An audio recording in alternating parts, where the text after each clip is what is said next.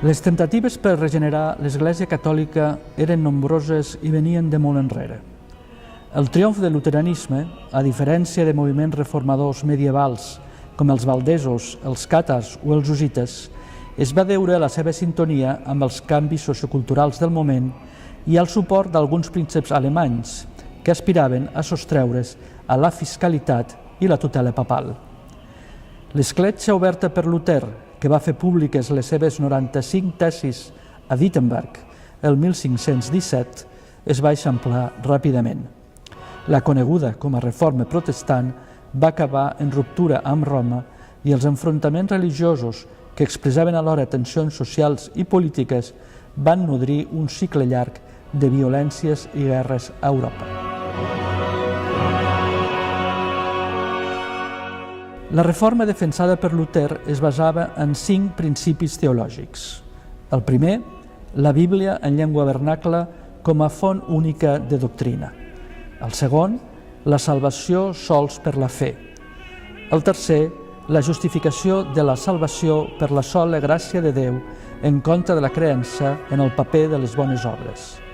El quart, l'eliminació de qualsevol mediador entre Déu i els homes que no fos Jesucrist, en contra de la intercessió dels sants.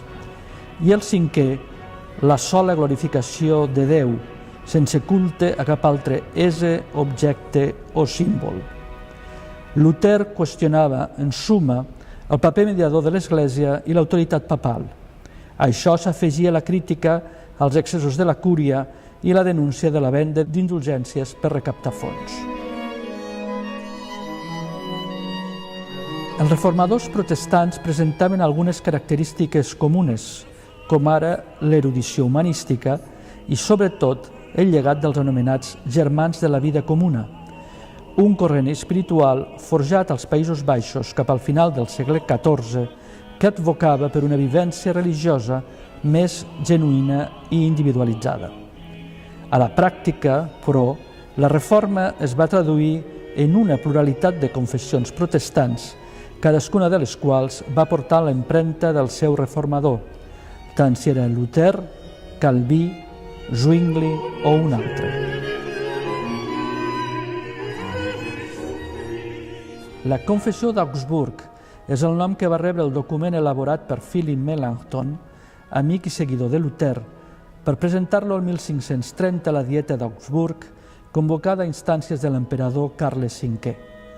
Tenia com a finalitat fixar la doctrina luterana i aspirava alhora a un compromís amb l'Església romana, però no va tenir cap mena d'èxit. L'emperador n'encarregà la refutació i Luter mateix el va trobar massa contemporitzador. La seva influència, però, arriba fins a l'actualitat i es pot considerar un tret identitari de la confessió luterana.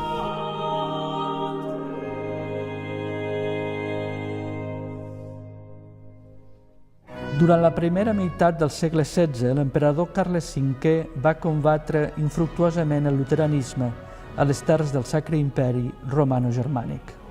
La Pau d'Augsburg, el 1555, va sancionar la divisió confessional dels estats de l'imperi, segons el principi pragmàtic que la religió del governant havia de ser la del súbdit.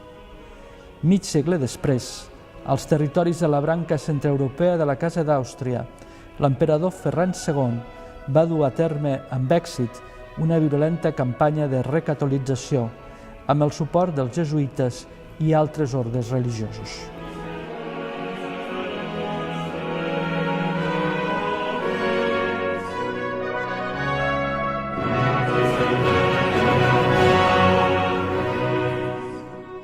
A partir de 1520, el desacord entre els reformats i l'Església romana es revelà insalvable.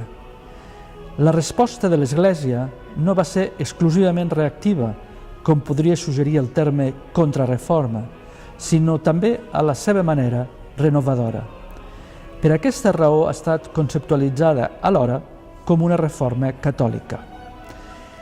La fundació de nous ordres religiosos, entre els quals els jesuïtes, L'establiment el 1542 de la Congregació Romana de la Santa Inquisició per eliminar qualsevol dissidència, l'activitat repressora dels tribunals inquisitorials en diferents territoris europeus, la confecció de l'Índex de llibres prohibits i el Concili de Trento van servir en el seu conjunt per canalitzar la reformulació institucional i doctrinal d'una església decidida a fer prevaldre la seva autoritat i influència.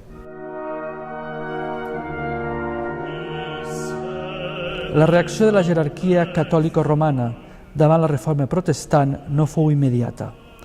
Carles V, l'emperador, instava el papa a convocar un concili en terres alemanyes, però Roma en recelava.